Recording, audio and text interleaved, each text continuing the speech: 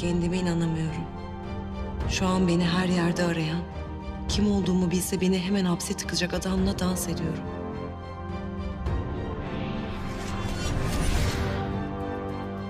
Ne yapıyorum ben?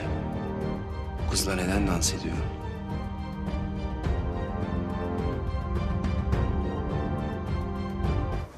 диққат диққат диққат ба бародароне ки хоҳиши бор равон карданро доранд, намедонам ба кадом ширкат муроҷиат кунанд.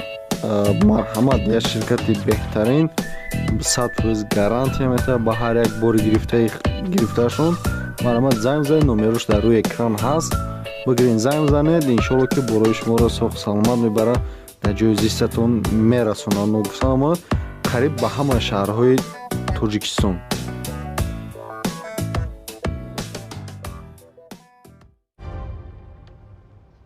Affedersin.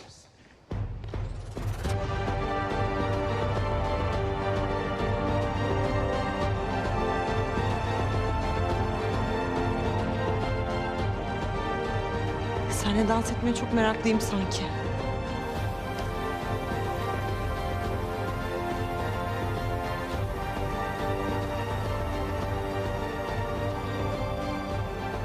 Affet beni bir tane.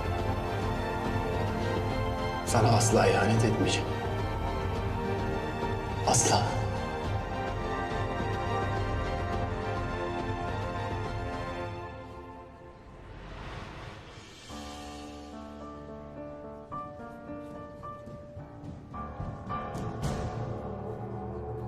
Herkes eşiyle, dostuyla, sevgilisiyle dans ediyor. Biz edemiyoruz lan. Biz ne yapacağız? Ağaçla mı dans edeceğiz? Ya Şevket nasıl dans edeceğiz? Böyle tutacaksın böyle. Şevket saçmalama. Görmüyor musun oğlum Azmi'yi? Kuş uçurtmuyor. Ha sen onu diyorsun. Kardeşim bu işin bir tek çözümü var. Kızları kaçıracağız. Geldin mi lafıma? He?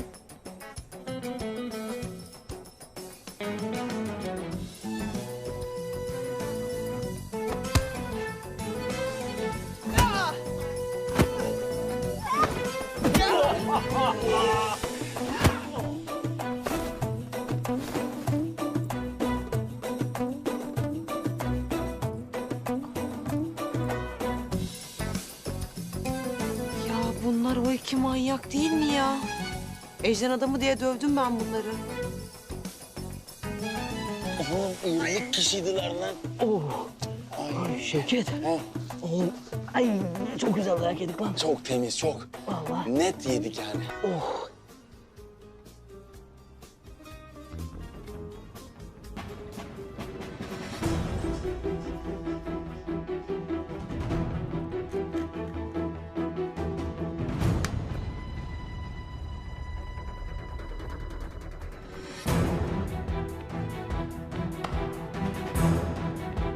Ne yapıyorsun lan?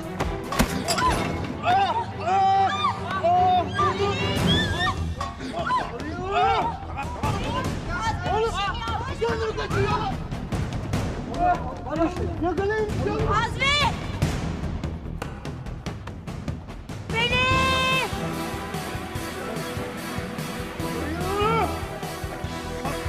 Ne oldu ya?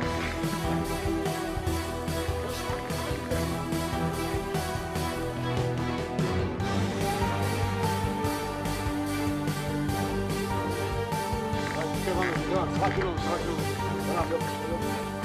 Bırak beni! Bırak diyorum! Bırak beni! Nereye götürüyorsun? Bırak! Ya ne yapıyorsun sen? Delirdin mi? Benden başka kimseye yar etmem seni Melis. İmdat! İmdat! İmdat! Kurtarın beni! Ah!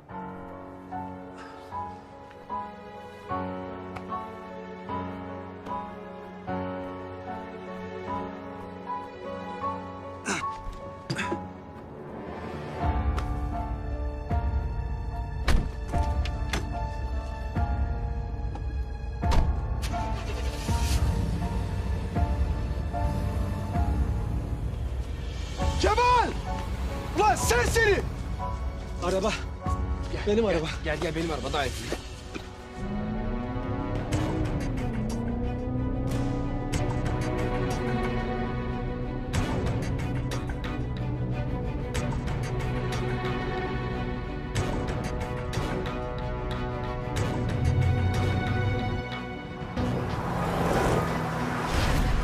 Öldürecek bu çocuk beni ya Murat. Öldürecek. Safi zarar. Anladın mı? Arıza çıkarsın. Başka hiçbir şey yapmasın. Biraz gaza bas da şunu yakalayalım be ortak. Merak etme ortak, yakalayacağız.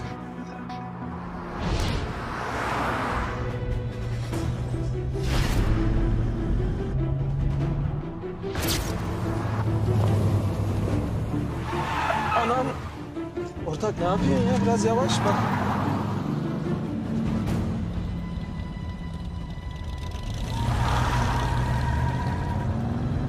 Biraz hızlı gitmiyoruz mu? Sen kardeşine söyle onu ortak.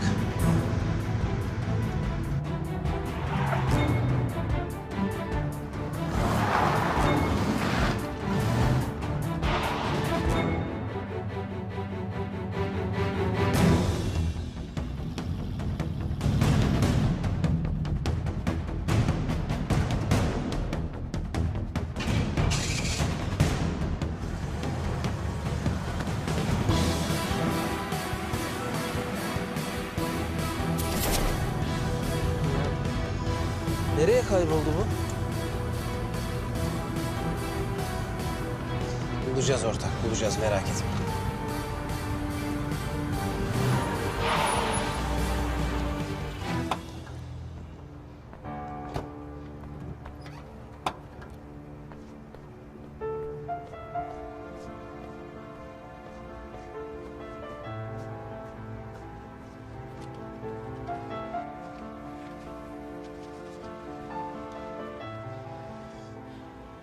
Ya Melis, ben seni çok seviyorum ya. Ne olur beni affet.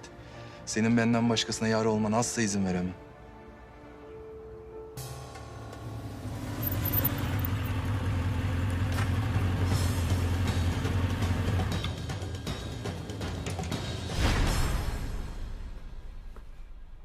Git buradan.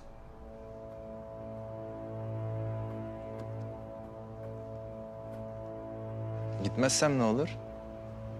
Görürsün. Göster bakalım.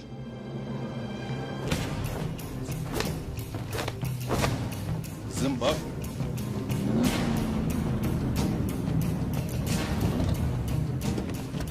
Maskeli kız. Onun ne işi var burada ya?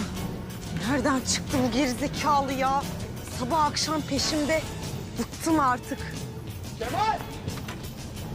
Kemal! Kemal! Oğlum bir daha babamı üzersen var ya seni affetmem. Kemal! Sensin!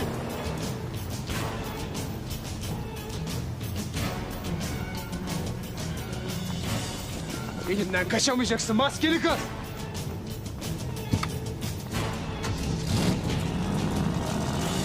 Melis. Melis. Melis iyi misin?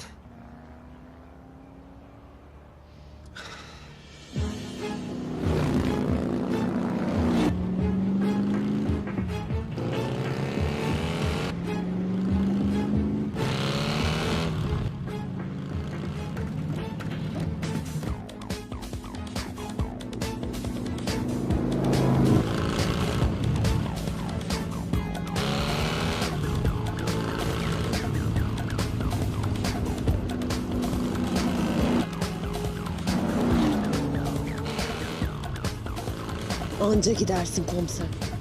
Sen de beni yakalayacak beyin mi var?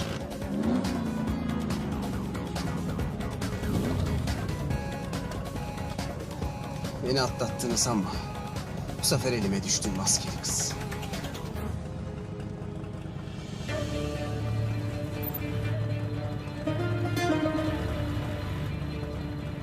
Şakala bak, farları söndürmüş.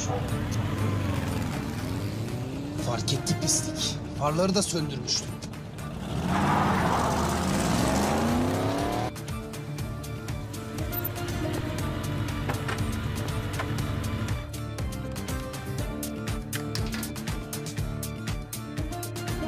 Bu sefer kesin atlattım.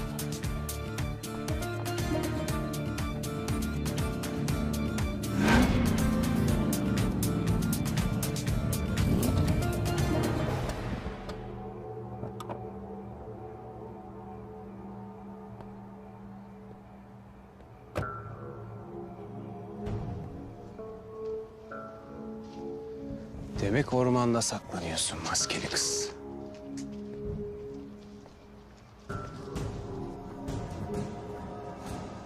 Nereye düştük arkadaş ya?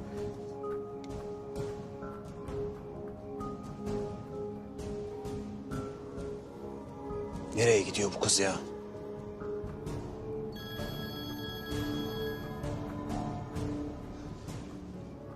Ortak. Maskeli kızın peşindeyim. Arayacağım seni, tamam? Hadi.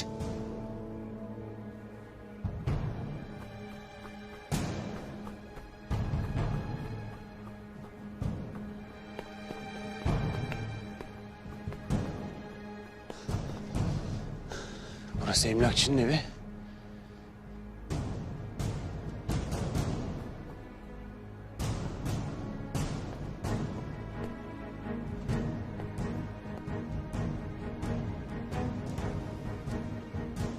Şimdi elime düştün maskeli kız.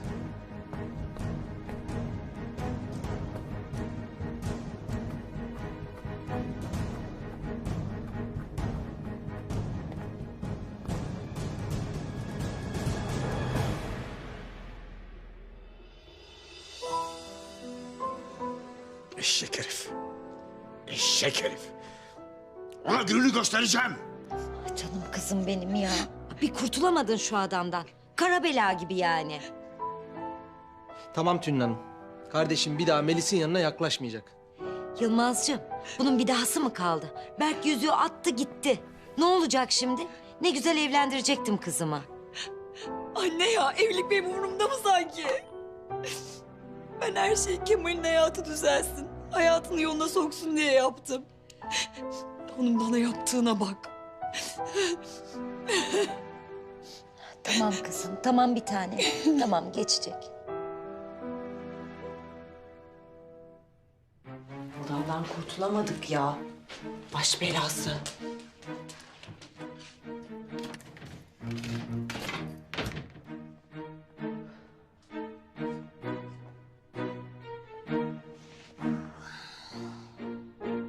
Ölüyorum yorgunluktan.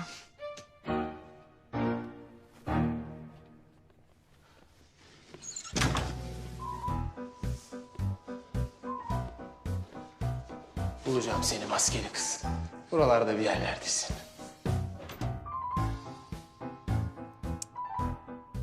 Ben bir de bu adamla dans ettim. Kendime inanamıyorum.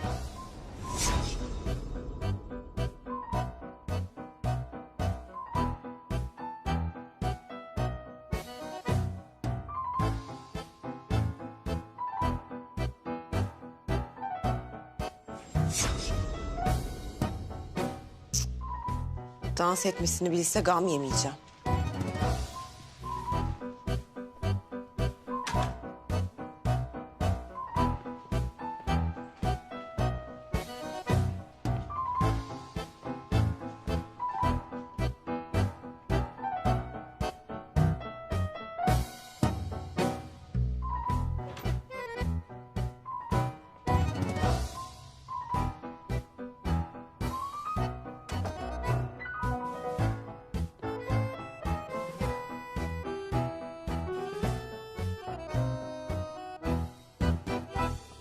İnanmıyorum. Odama girmiş. Olamaz, her şeyi anlayacak. Kostümüm dolapta. İmdat! İmdat! Yetişin! Aa! İmdat! İmdat! Zeynep Hanım'ın sesi değil mi bu? Bas koş. İmdat! Sus bir dakika, anlatacağım ya, bir dakika. Bağırma, insanlar uyanacak. Ya benim Murat komiser. Ne oluyor burada? O ne ya? Murat. Ne oluyor burada? Ne oluyor ya? Ya ortak ben buraya Sapık bu, sapık. Sapık mı? Ne sapığı ya? Ya bir dakika ortak, şöyle bir geçsene. Geç şöyle. Zeynep Hanım iyi misiniz? Yılmaz Bey, bu sapık benim odama gizlice girmiş. Bak hala sapık diyor. Çok korktum Yılmaz Bey, çok korktum. Tamam Zeynep Hanım, sakin olun. Sakin olun. Yardım edin lütfen. Zeynep! Ah, yenge. Zeynep! Zeynep iyi misin? Tülin yengeciğim, bu adam gizlice benim odama girmiş. Çok korkuyorum. Ne? Murat Bey, Bu odada ne işiniz var? Bir dakika, yanlış anlaşılma var. Maşallah. Murat oğlum, ya sen bütün formaliteleri es geçip neticeye varmışsın ya. Hala. Azmi. Murat Bey, Zeynep'in odasında ne işiniz vardı söyler misiniz? Bir dakika anlatacağım. İzin vermiyorsunuz ki anlatmaya. Yılmaz Bey tutuklayın bu adamı. Benim hayatım güvende değil lütfen. Tamam Zeynep sakin ol. Yılmaz gereğini yapacak merak etme. Zeynep'te gözü vardı zaten. Demek ki karşılık bulamayınca gurur falan yaptı. Ya Ne alakası var ya? Ne alakası var? Çok meraklıydım ben de senin odana. Aa münasebetsize bak. Hem kızın odasına giriyor hem de üste çıkmaya çalışıyorsun. Ben öyle demek istemedim ya. Ne demek istedin? tamam yeter ya. Rahat bırakın kuzenimi. Ne istiyorsunuz kuzenimden? Ah Melis. Yengeç. Ya ortak ne oluyor Allah aşkına ya? Ya senin ne işin var bu odada? Ortak, anlatmama izin vermiyorsunuz ki. Ben buraya maskeli kızın peşinden geldim. Maskeli kız mı? O da kim ya? Tülin Hanım, Murat Bey doğru söylüyor. Ortak benim anlamadığım şu. Sen maskeli kızı takip ediyordun. Nasıl buraya geldin? İşte ben de onu anlatıyordum ortak. Maskeli kızı buraya kadar takip ettim. Malikaneye girdiğini gördüm. Peşinden geldim. İşte bütün olayım bu. Anlattırmıyorsunuz ki adama. Nereden çıktı Allah'ım delireceğim ya maskeli.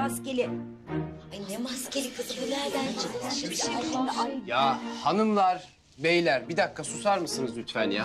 Tamam merak etmeyin biz buradayız. Kimseye bir şey olmayacak. Ya bir dakika. Bu adamın söylediklerine inanmıyorsunuz değil mi? Yok maskeli kızın peşinden odama gelmiş falan. Yılmaz Bey lütfen tutuklayın şu adamı. Ya bir dakika susar mısın? Şimdi ben seni tutuklayacağım. Görevimi yapmama izin vermiyorsun ya. Yeter. Hem odama giriyorsun gizlice gece yarısı sapık gibi hem de üste çıkıyorsun ya. Ayıptır. Ya Murat oğlum, artık sen de bir karar versen iyi olacak ha. Hem hoşlanmıyorum diyorsun, hem de gizlice kızın odasına giriyorsun ya. Ya bunlar mercimeği çoktan fırına vermişler. Bu işi nikah temizler. Hemen icabiye bir haber gönderin, gelip imam nikahını kıysın. Gerek yok. Ben de imamım, ben de kıyabilirim. Heh. Ya Azmi Bey ne nikah ya? Bu adam sapık diyorum size. Ben size iyi geceler diliyorum. Daha fazla da rahatsız etmek istemiyorum. Görüşmek üzere. Nereye oğlum? Nereye? Görüşmek üzere. Bay bay. Bu ne yapmaya çalışıyor ya?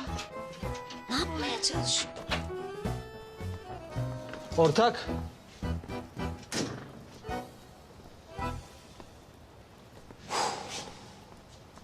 Ya ortak senin ne işin var kızın odasında? He? Hiç yakışıyor mu ya sana?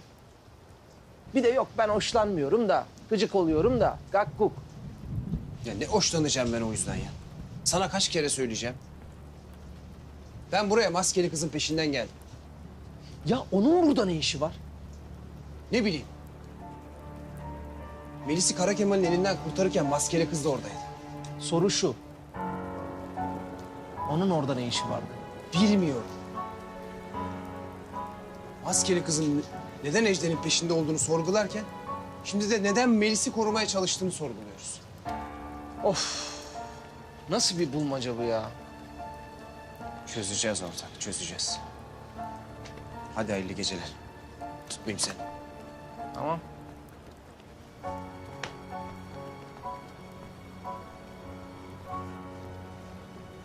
Maskeli kız yüzünden düştüğümüz hallere bak. Hayır nelerle uğraşıyorum yani. Bu meczup emlakçı şu uyuz kızla beni evlendirmeden ben bir an önce kaçayım.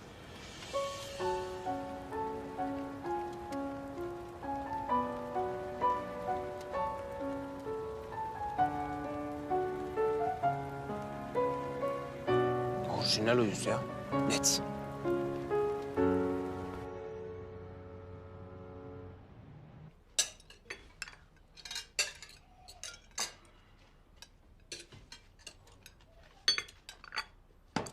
Çok teşekkür ederim beni kahvaltıya çağırdığınız için Sami Bey. Ne demek komiserim? Sen de bizim bir evladımız sayılırsın. Sağ olun. Asiye Hanım sizin de elinize emeğinize sağlık. Uzun zamandır böyle bir aile kahvaltısı yapmıyordum. Afiyet olsun oğlum. Memleket neresi senin? Aslen Konyalıyım ben. Öyle mi? Hemşeriyiz de, biz de Karadenizliyiz. Necati abi. Konya, Karadeniz. Babam her yeri Karadeniz'den sayar da Ya bize her yer Trabzon hesabı.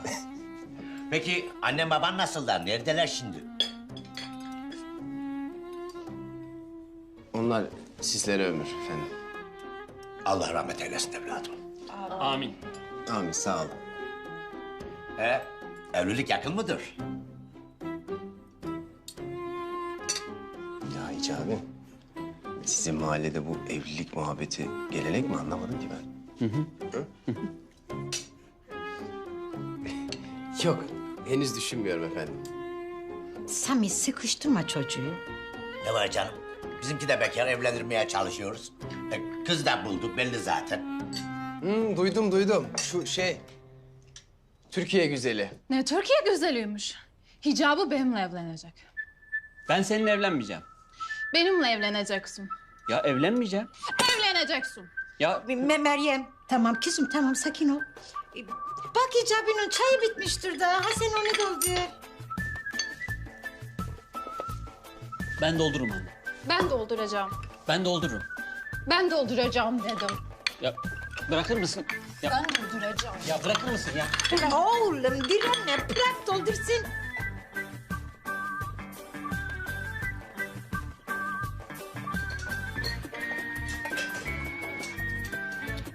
Buyur Hicabi'cim. Hicabi gördün mü? Direnmedim bak ne güzel koydu. Meryem tam hamarat bir ev kızıdır da. Öyle sakar makar da değildir ha. Ben kalkayım, karakola geçeceğim. Malumunuz, görev beklemez. Ben de yolcu edeyim sizi. Komiserim, her zaman bekleriz. Sağ olun, Allah razı olsun. Oğlum Hicabi sen komiseri geçirdikten sonra acele et çocuğum. Meryem'i nüfus müdürlüğüne götüreceksin. İkametini habere yaldıracağız. Ne nüfusu, ne ikamet anne? Meryem burada kalacak artık da. Anne Büşra götürsün. Benim işim var. Camiye gideceğim. Abi ben götüremem. Benim de okulum var, dersim var. Kusura bakma. Hadi gidelim Hicabi. Buyurun. Güle güle. Sağ olun, teşekkür ederim. Buyur. Gene bekleriz. Sıkma canını Hicabi, her şey oluruna var. Hakkında hayırlısı neyse olsun. Sağ olasın Murat komiserim. Bakacağız. Evet. Hayırlı günler. Sağ ol, hadi görüşürüz. Sağ olasın. Allah.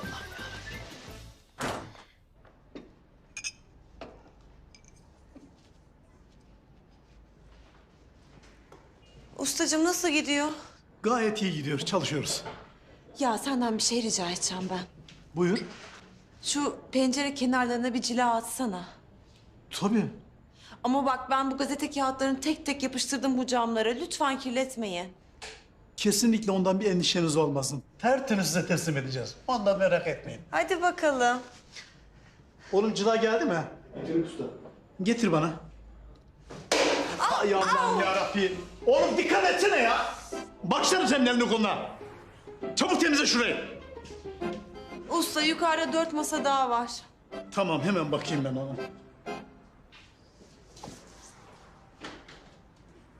Bu Azmi Bey nereden sardı bu adamları başıma ya? Günaydın. Kolay gelsin. Tadilatlısın sanırım. Niye geldin buraya? Dün gece odana yanlışlıkla girdim. Kusura bakma, özür dilerim. Yani uzun süredir peşinde olduğum bir suçlu vardı, onu takip ediyorum. Ben senin peşinde olduğun suçluya benziyor muyum Allah aşkına? Niye girdin odama? Hayır, beni yanlış anladın. Yani bildiğin gibi değil. Tam bir baş belası. Yani onu bir yakalarsam ne yapacağımı biliyorum ben. Neden yakalayamıyorsun? Sürekli elimden kaçıyor. Sen de yakala. Böylece kimsenin odasına yanlışlıkla girmezsin. Neyi ima etmeye çalışıyorsun anlamadım. Ben senin odana kasıtlı mı giriyorum? Bilemiyorum. Yani ben de çok sana meraklıydım ya. Odana da gireceğim. Merak etme sen girmezdin. Ama bak seni son kez uyarıyorum. 2 kere yaptın. Bir daha odama girersen sonuçlarına katlanırsın. Nasıl bir sonuçmuş bu katlanacağım ya? Merak ediyorum. Seni Yılmaz komisere tutuklatırım pis sapık. Beni Yılmaz komisere tutuklatacaksın. Aha o sapık gülüşün. Yetti be. Üf. Aman yetti be. Sana gelip özür dileyen de kabahat ya. Ya. Ya elimi çek. Sen çek. Bırakır mısın elimi? Çek elini. Çek şu elini. Çek şu elini. Eyvah yapışmışsınız ya. Ne? Ne? Oğlum yapışkan çözücüyü getir çabuk. Usta biz onu unuttuk ya. Oğlum bir günde doğru düzgün iş yapın ya. Polis diyorlar. Ya bıraksana. Gel polisim ben. Ya bıraksana. Ya polisim ben. Gitmek zorundayız hadi. Allah. Polis! Teslim ol. Lan. Gel buraya. Çabuk koş. Ya manyak mısın? Gel buraya. Ay bırak. Gel buraya. Koş koş. Koş hadi koş koş. Ay.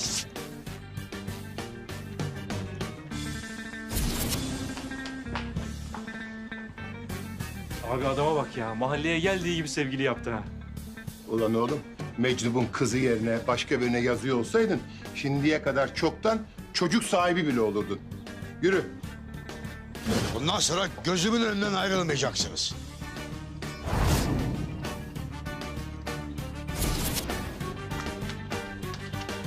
Maşallah. Yahu hani siz birbirinizi hiç sevmiyordunuz? Oha ya. Ben de bu kızı abime yapalım diyordum. Murat komiser çoktan tavlamış kızı. Ama ben demiştim. Gözü var Zeynep de demiştim. Oh be kurtulduk bu kızdan. Hem zaten abime kız mı yok? Geç bakayım içeriye. Geç. Bu ne ya?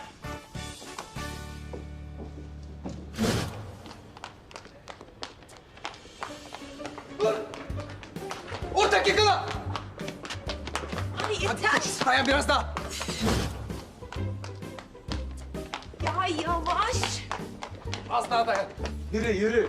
Çakal. Komiserim bir şey yapmadım. Lan bir şey yapmadım. Bu ne? Bakım çantası mı? Serseri bak. Bir şey yapmadım ben. Yürü. Kaçırdık görüyor musun? Kovalayan sensin. Ben değil sen kaçırdın. Ya bir sus yeter kafam dolu zaten. Olmayan kafam mı? Ha yok buradan üstü yok. Çakal. Ne yapıyorsun oğlum sen ya? Ah al komiserim. Eyvallah ortak. Keşke dün gece odanızda öyle tantana yapmasaydınız Zeynep Hanım. Murat komiserimle el ele öyle gayet mutlu gözüküyorsunuz. Mutlu mu? Ya sen ne bakıyorsun? Beni ilgilendirmez. Alakadar etmez. Yılmaz Bey siz gerçekten çok yanlış anladınız. Neyi yanlış anlayacağım Zeynep Hanım? Her şey ortada. Ya. Bak yapıştı. Yapıştı. Çözülmüyor yapıştı yani anladın mı? Ya ellerimiz yapıştı ayıramıyoruz. Yılmaz Bey bize asiton falan bir şey bulabilir misiniz? Ya ne asetonu ya? Ha? Dök koçum dök. Dök koçum. Dök. Ah yavaş. Yavaş. Ah. Allah'a rahatladım. Kur'an çarpsın. Kurban keseceğim ben kurban. Ya sen neye bakıyorsun ya? Ya yürü. Film izliyor sanki ya.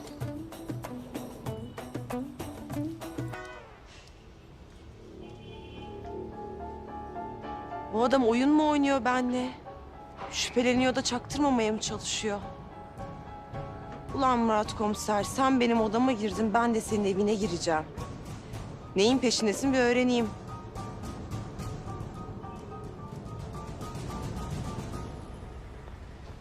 Hicabi, işimiz bittikten sonra çay içmeye gidelim mi? Ne münasebet, ne çayı? Allah Hicabi, birbirimizi ne zamandır görmüyoruz. Yakında evleneceğiz. Tanımamız lazım birbirimizi. Ne alaka ya? Ben seninle evlenmeyeceğim ki. Polemiğe girmeyeceğim Hicabi. İkametgah işimizi halledelim, evde konuşuruz. Fesubhanallah. Önden bayanlar.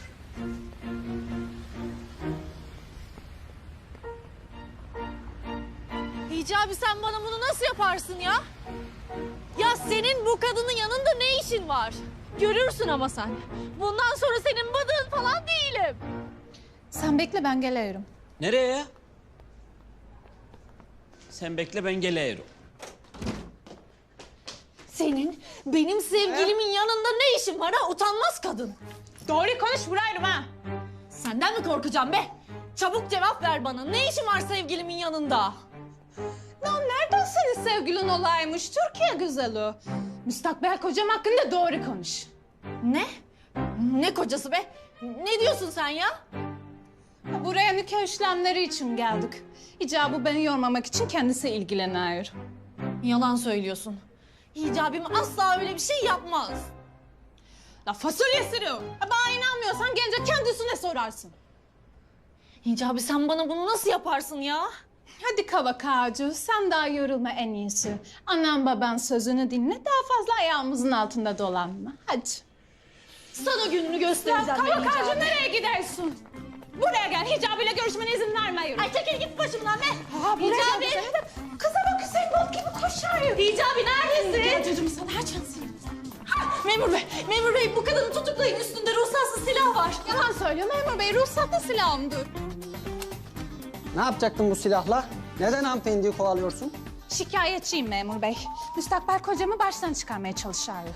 Asıl ben şikayetçiyim memur bey. Bu kadın beni öldürmeye çalıştı. Müstakbel kocamı elimden almaya çalışıyor. Cezasız kalmamalı. Avucunu yalarsın. Hicabi beni seviyor bir kere. Senin ağzını yırtarım ben. Sen kimin ağzını yırtıyorsun? Be gevşek kız. Evet, yeter be. Bir derdiniz varsa karakolda anlatırsınız. Yürüyün. Nerede kaldı bu kız ya? Ben masumum memur bey. Asıl ben masumum memur bey. Bu kadın suçlu, bu kadını tutuklayın. Sen masum değilsin, hep peşimizde dolanıyorsun sen. Bu kadın hep Hicabi'nin peşinde. Hadi hadi. Hadi yürüyün. Hicabi kurtar beni. Hicabi onu kurtarma, beni kurtar. Hicabi sen niye onu kurtarıyorsun ki? Sen beni kurtaracaksın. Onu kurtarma. Senin sevgilin anladın mı? Benim ne duruyorsun orada? Duruyorsun gel. Gizem kurtaracağım tamam. Allah'ım karakollara da düştük ya Rabbim. Mutlu mesut bir aile kurmama engel olamayacaksın. Hicabıyla ben evleneceğim. Daha çok beklersin. Hicabi beni seviyor bir kere. Sen abi büyü yaptın. O seni sevmiyor. Ne yaparsan yap. Hicabi ile bizi asla ayıramayacaksın. Kızım, annem. Ne işin var yavrum senin burada? Yavrum. Hep bu kızın yüzünden anniş. O yeğenim sen burada ne yapıyorsun da? Bu kavak ağacı bana iftira atmıştır. Sevgilisini elinden almaya çalışıyormuşum. Ne? Ne iftirası be? Yalan mı? Bu iş artık kabak tadı verdi. Oğlunuzdan sonra bir de bu deli manyak çıktı karşımıza. Aynen öyle. Düşün artık yakamızdan be. Düşün dikkat. Ulan hem kendi kızına sahip olamayı, benim oğlanın peşinde dolanayı, ondan sonra gelip bana laf söyle. Aa, ben mi? Şuna bak ya. Hem suçlu hem güçlü. Ama boş ver Kadir, boş ver. Hiç muhatap olma, değmez. Değmez. Bana bak Kokiş, eniştemle teyzemle düzgün konuş. Yaşa başa bakmam dalarım ha. Sen kime dalıyorsun be? Yer elması! Seni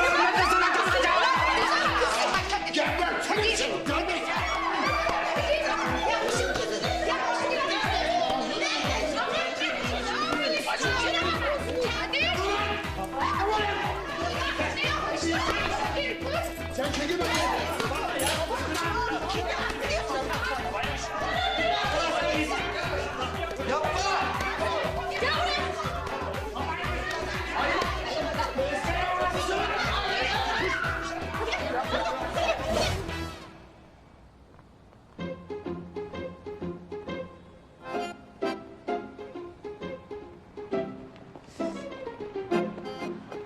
bırak beni baba bırak.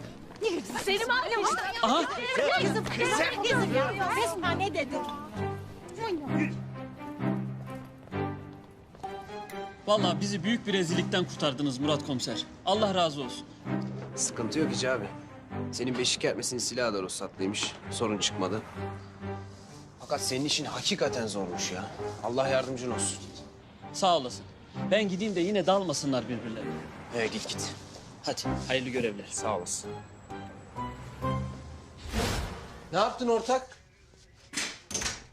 Ne yapalım ortak? Komşuluk ilişkilerini geliştirdik. Alıştın değil mi yeni mahallene? Güzel be, oralar bizim mahalle hoştur. Alıştım.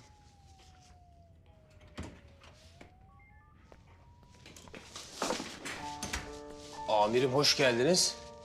Buyurun oturun. Hiç de hoş gelmedim.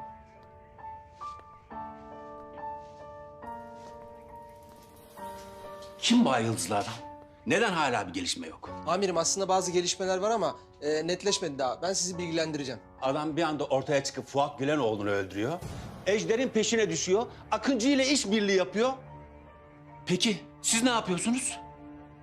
Hala bana baktığınız gibi bakıyorsunuz.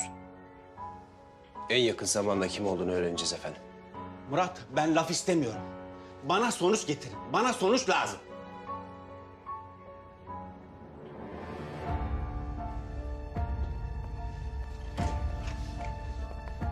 Ha, bu arada şu kertenkele dosyasını yeniden açın.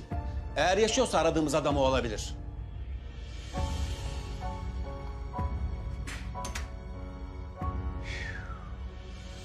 Fena fırçaladı. Bana çok iyi geldi. Açıldım. Evet, aynen öyle oldu ortak. Ya anlamıyorum ortak ben ya. Bu kertenkele yaşıyorsa ay yıldızlı maskeyi takıp niye Ejder'in peşine düşüyor? Ya Ünsal komiserin katili bu herif, hırsız. Ay yıldızla ne işi olur ya? Belki tövbe etmiştir. Ya saçmalama ya. Sahtekar bir hırsız bu. Neyine tövbe ediyor? Hayatta her şey olabilir. Evet, hayatta her şey olabilir. Maskeli kız da Zehra Şanlı olabilir. Sana daha kaç kere söyleyeceğim ya. Zehra Şanlı öldü.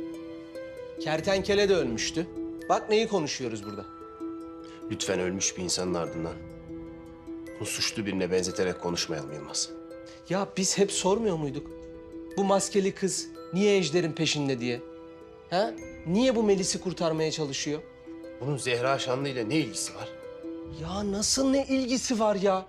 Kardeşim ya bu Zehra Şanlı ölmediyse? Düşün bakalım. Ya mezarın içinde başka biri varsa? Ya maskeli kız Zehra Şanlı'ysa? Bunlar sorular usta. Saçmalama! Ya bak ben neyin doğru neyin yanlış olduğunu bilmiyorum. Ama bildiğim bir şey var demin söylediğin. Bu hayatta her şey olabilir.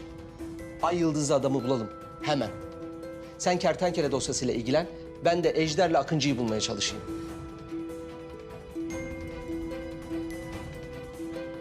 Tamam, konuşuruz Yılmaz.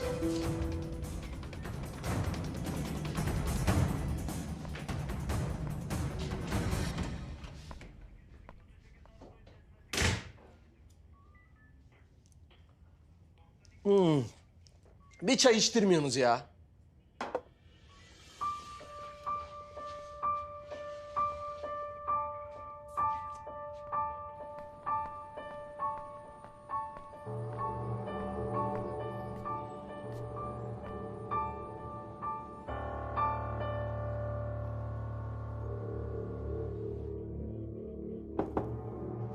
Gel.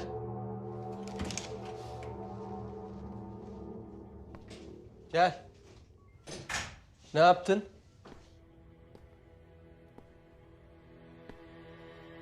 İstihbarat teşkilatındaki arkadaşlara Murat Komiser'in gizli göreviyle alakalı bir şeyler sordum. Ne dediler? Bilgileri olmadığını söylediler.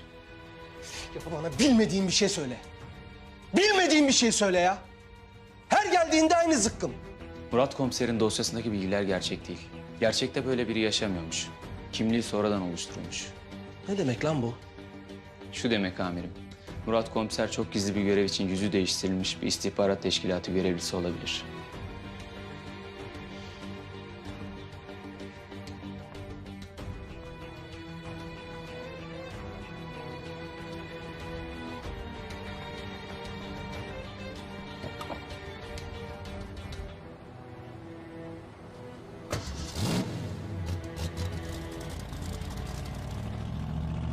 Konsül bizden Ay Yıldızlı'yı bulmamızı istiyor.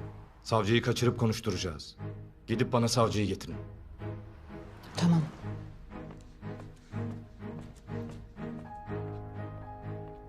Akıncı ve Ay Yıldızlı. İkiniz de yolun sonuna geldiniz.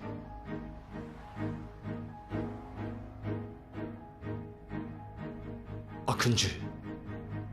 Geri döndüğüne pişman edeceğim seni. Bismillahirrahmanirrahim. Değerli kardeşlerim, insanlık tarih boyunca kendisine gönderilen peygamberlerin yolundan uzaklaşmış, azgınlık ve taşkınlıklarda bulunmaktan sakınmamıştır. Bu yüzden de başlarına birçok bela ve musibetler gelmiştir. Birçok defa da başları dara düştüğünde Allah'ın gönderdiği peygamberlere başvurmuşlar. Ama feraha ve güce ulaştıklarında yine peygamberlere karşı gelip Allah'ın emir ve yasaklarına aykırı davranışlarda bulunmuşlardır. İşte kardeşlerim, Kur'an-ı Kerim'de Rabbimiz bize böyle bir kavimden bahseder. Hazreti Musa'nın kavminden. Hazreti Musa'nın vefatından uzun bir süre sonra kavmi yine isyanın ve günahın karanlığına dalmıştı. Azgınlık yaparak Hazreti Musa'nın Allah'tan getirdiği emir ve yasaklarını terk etmeye başlamışlardır. Cenab-ı Hak onları cezalandırmak için başlarında Calut adında zalim ve korkunç bir hükümdar bulunan bir kabileyi musallat etti. Allah'ın yolundan çıkmış olan bu kavim, Calut'un ordusuyla yapmış oldukları savaşta büyük bir hezimete uğrayıp geride çok büyük bir kayıp ve on binlerce esir bırakmıştır. Çaresiz bir şekilde kendilerini bu durumdan kurtaracak bir peygamber göndermesi için Allah'a dua ettiler. Cenab-ı Hak bunun üzerine onlara bir peygamber gönderdi. Topraklarını Calut'un işgal ettiği bu kavim, peygamberlerine gidip ona bizim için bir hükümdar seç ve onun komutasında düşmana karşı Allah yolunda savaşalım dediler. Peygamberleri onlara şöyle dedi: eğer savaş sizin üzerinize farz kılınırsa sizin savaşmamanızdan korkulur. Onların ileri gelenleri de şöyle dediler: biz niçin Allah'ın yolunda savaşmayalım? Yurtlarımızdan çıkarıldık ve çocuklarımızdan uzaklaştırıldık. Bunun üzerine peygamberleri Allahu Teala'nın Talut'u hükümdar olarak gönderdiğini söyledi. Onlar, o bizim üzerimize nasıl hükümdar olabilir? Biz hükümdarlığa ondan daha layığız. Ona zenginlik de verilmemiştir dediler. Peygamberleri şöyle dedi: şüphesiz Allah onu sizin üzerinize hükümdar seçti. Onun bilgisini ve gücünü arttırdı. Allah mülkünü dilediğine verir. Allah lütfu geniş olandır. Hakkıyla bilendir. Değerli kardeşlerim, Allah'ın emriyle hükümdar seçilen Talut, Calut'la savaşmak için hemen bir ordu kurdu. Ama peygamberlerine gelip Allah yolunda savaşalım diyenlerin çoğu, savaş onların üzerine farz kılınınca yüz çevirip orduya katılmadılar. Talut ordusuyla Calut'la savaşmak için yola çıktığında ordusuna şöyle dedi: biliniz ki Allahu Teala sizi bir nehir ile imtihan edecek. O nehirden kim içerse benden değildir. Kim ondan içmezse bendendir. Ondan eliyle ancak bir avuç içen müstesna. Bu kadarına ruhsat vardır. Talut ve ordusu düşmanla karşılaşacakları savaş meydanına giderken önlerine gerçekten de bir nehir çıkmıştı. Talut'un ordusu susuzluktan kavrulmaktaydı. Talut onlara Allah'ın emrini yeniden hatırlattı. Ama pek azı hariç hepsi bu sudan kana kana içtiler. Talut ve Allah'a iman edenler ise en fazla bir avuç su ile iktifa edip nehri geçmişlerdi. Nehrin karşısına geçince sudan kana kana içmiş olan dünya hayatı ve malını sevenler Calut'un 100.000 kişilik ordusunu görünce korkmaya başladılar. Bugün bizim Calut ve askerlerine karşı duracak takatimiz yoktur dediler. Emre itaat eden Talut ve beraberindeki iman eden diğer grup ise ölümün mukadder olduğuna, ecelin değişmeyeceğine ve günün birinde Allah'a kavuşacaklarına yürekten inandıkları için şöyle dediler: öteden beri nice azıcık bir topluluk birçok kalabalık topluluklara Allah'ın izniyle galip gelmiştir. Allah sabredenlerle beraberdir. Nihayet iki ordu karşı karşıya geldi. Calut'un ordusu karınca gibi kaynıyordu. Sayıca çok üstündü. Eğer bu sefer de mağlup olurlarsa ortada din namına hiçbir şey kalmayacak, meydan müşriklere kalacaktı. Calut'un ordusuyla karşı karşıya kalan müminler ellerini açıp şöyle dua ettiler. Ey Rabbimiz, üzerimize sabır ve sebat ihsan eyle. Ayaklarımızı sabit kıl ve o kafir güruhuna karşı bize yardım et. İki ordu karşı karşıya gelince kafirlerin ordusunun lideri Calut meydana çıkıp karşısına çıkacak bir savaşçı istedi. Kimse Calut'un karşısına çıkmaya cesaret edemiyordu. Sonunda Calut'un karşısına Talut'un ordusundaki iman edenlerin arasından yiğit bir genç öne çıktı. O yiğidin adı Davut'tu. Cenab-ı Hakk'ın daha sonra kendisine peygamberlik ve hükümdarlık vereceği Hazreti Davut. Bu genç yiğidin karşısında ise hak davanın amansız düşmanı, cebbar ve zorba bir komutan olan Calut vardı. Calut karşısına çıkan Hazreti Davut'u görünce onu küçümseyen bakışlarla süzdü. Bir tarafta kalın zırhları içerisinde ordusunun ona hayran bakışları altında putperest Calut, diğer tarafta elinde sadece bir sapan ve taşları bulunan genç Davut. Dev cüssesiyle Calut, Hazreti Davut'un üzerine geliyordu. Davut, Yaradanına sığınıp, elini bağrına sokup bir taş çıkardı. Sapanına yerleştirdi. Calut'un alnına nişan aldı.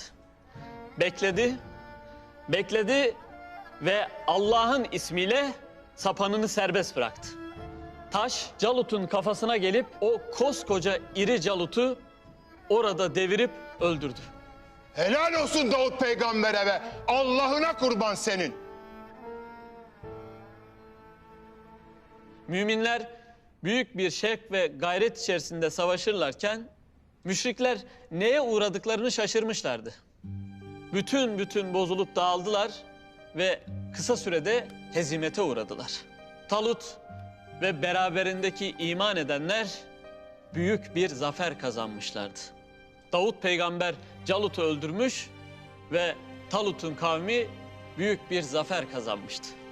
İşte sevgili kardeşlerim, bu kıssadan alacağımız ders şudur. Kafirlerin dağları yerinden oynatacak güçleri de olsa gerçek güç sahibi sadece Allah'tır. Ve şartlar ne kadar umutsuz da olsa Allah sadece inananlara yardım eder. Allah zalimlere karşı biz iman edenlere kuvvet ve cesaret versin. Amin. Allah yolunda ilerlerken önümüze çıkacak olan nehirler, dağlar, okyanuslar Allah'a verdiğimiz söze engel olmasın inşallah.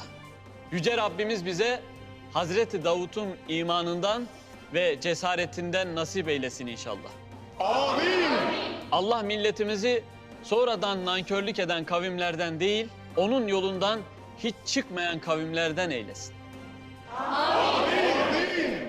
Yüce Rabbimiz yurdumuza göz diken, içeride ve dışarıdaki tüm hainlere nefes aldırmasın inşallah. Amin ya Rabbil Alemin.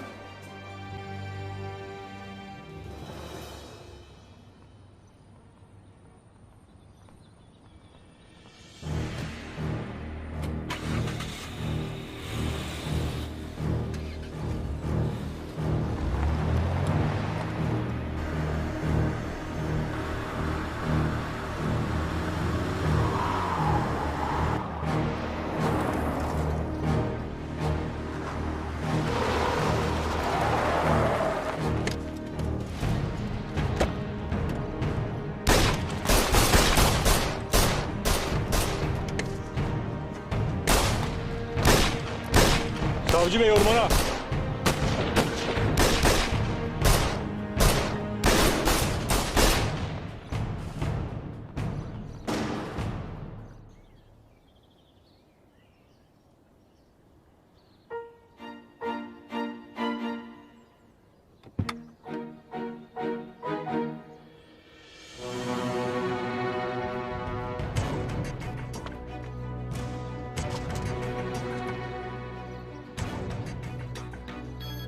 Efendim? Murat komiserim, pusuya düşürüldük. Savcı Bey'i kaçırdılar. Kaçıran aracın plakasını aldım. Sarıyer'de orman yoluna girdiler. Acil destek lazım. Tamam hemen geliyorum. Ben gelene kadar çatışmaya girmeyin. Takipte kalın tamam? Hadi bakalım.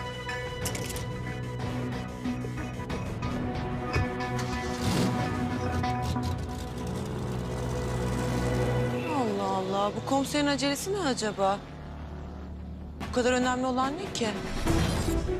İşte aradığım fırsat. Bu şimdi evine geç gelir. Ben de bu akşam rahatça girerim onun evine. Selamünaleyküm. Selamünaleyküm. Aleykümselam. Hayırdır memur bey? Bir hırsızlık olayı var. Tüm birimlerin dikkatine. Savcı Ahmet Gündoğan kaçırıldı. Savcıyı kaçıran aracın plakası 34 JB 0196. Araç Sarıyer bölgesinde seyir halinde. Anlaşıldı merkez. Size hayırlı görevler.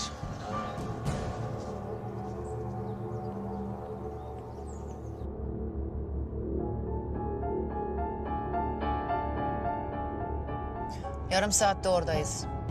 Savcı konuştu mu? Konuşturmaya çalıştık ama Ay Yıldızlı adam hakkında hiçbir şey bilmiyormuş. Tamam, sizi bekliyorum.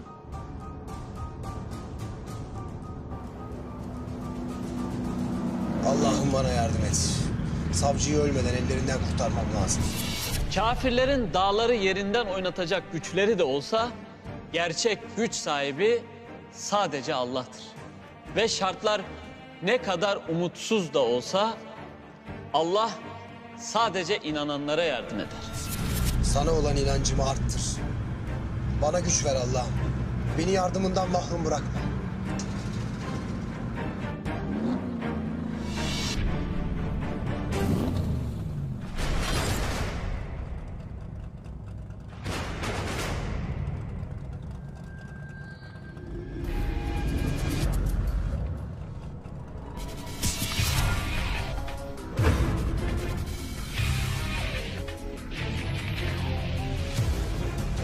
Sonunda geberteceğim seni Ejder.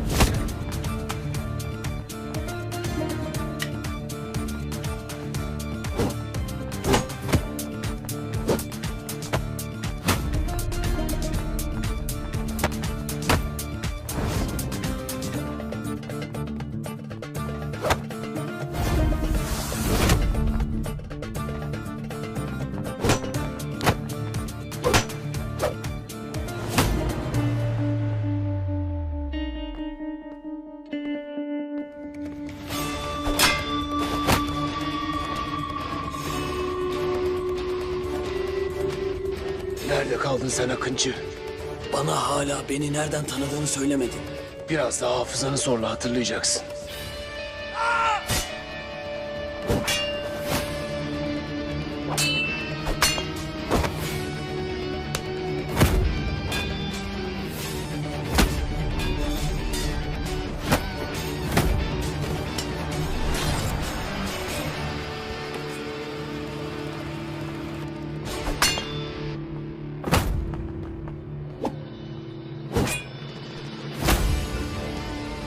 Ejder!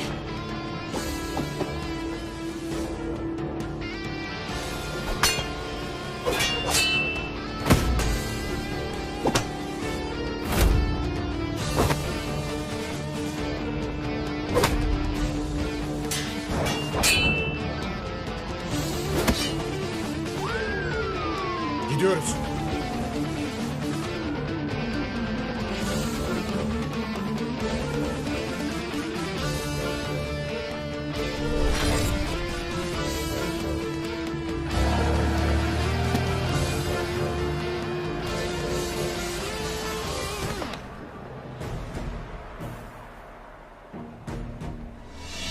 yaşıyor. Akıncı! Akıncı!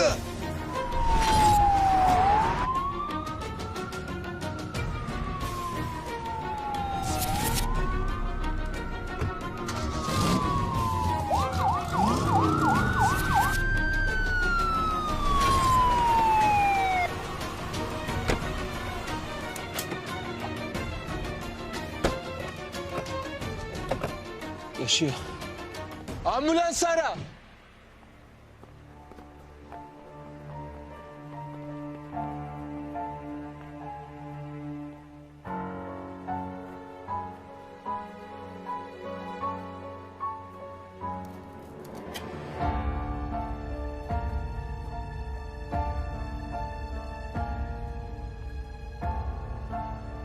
Kimsin sen Ay Yıldızlı, kim? Eninde sonunda yakalayacağım seni var ya. Eninde sonunda yakalayacağım seni. Şu baş belası Murat komiser dışında hiçbir problem yok. Herkes beni Zeynep Şanlı sanıyor. Her şey planlandığı gibi gidiyor. Murat komiser 2 kere odama girdi. Kesin bir şeylerden şüpheleniyor. Ne olduğunu anlamam lazım. Tamam, anladım.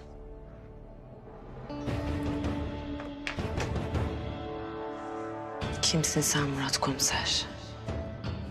Bu gece her şeyi öğreneceğim.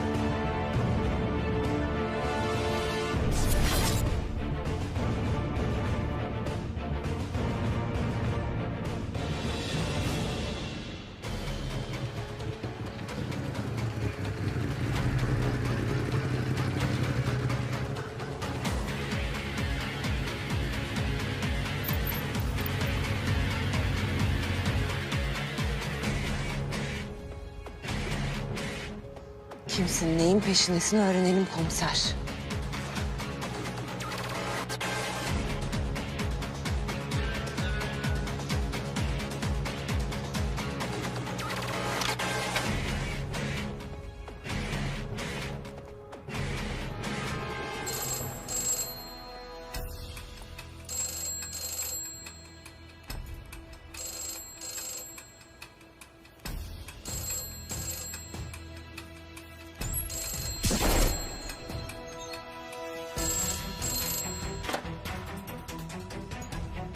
Savcının güvenliği sağlandı mı? Evet. Dosya evinde. Yatak odamda kitaplığın gizli bölmesinde saklı. Operasyon kod adı Kertenkele. Dosya hiç kimsenin eline geçmemeli. Kod adı Kertenkele mi? Ne dosyası bu? Okuduğunu öğreneceksin. Okuduktan sonra dosyayı hemen imha et. Unutma Yıldızlı adam. Bir kimliğin yok. Bir sevgilin yok. Bir geçmişin yok. Sana yeni bir kimlik verdik ama yeni bir gelecek vermedik. Hiçbir zaman bir sevgilin, bir arkadaşın, bir akraban olmamalı. Sen geçmişi olmayan adamsın. Sadece görevine odaklan.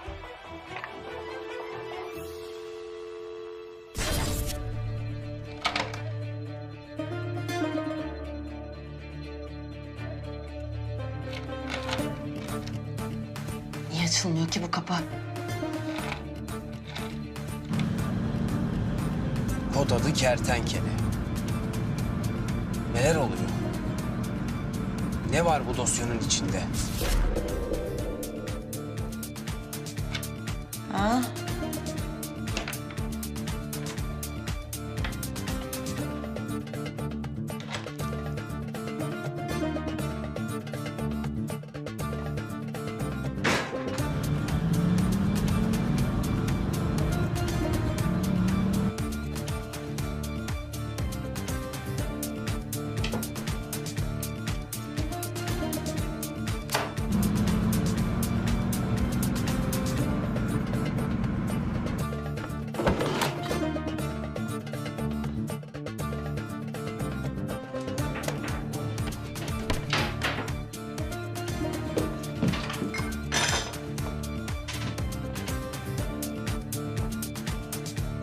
Kesin burada bir şey bulacağım.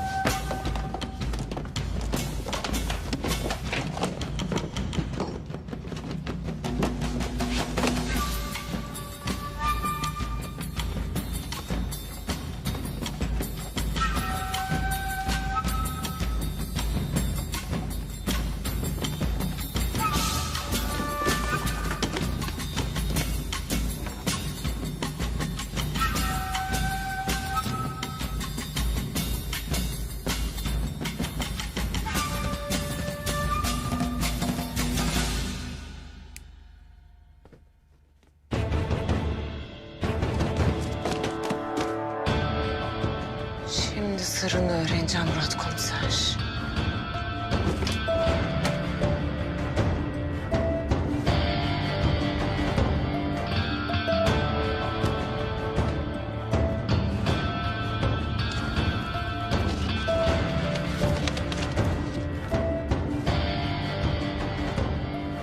Odada kertenkele mi?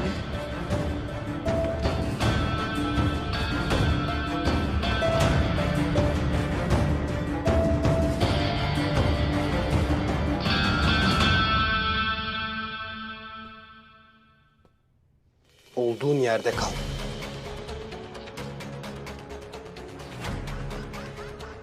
Maskeli kız. Sonunda seni yakaladım maskeli kız.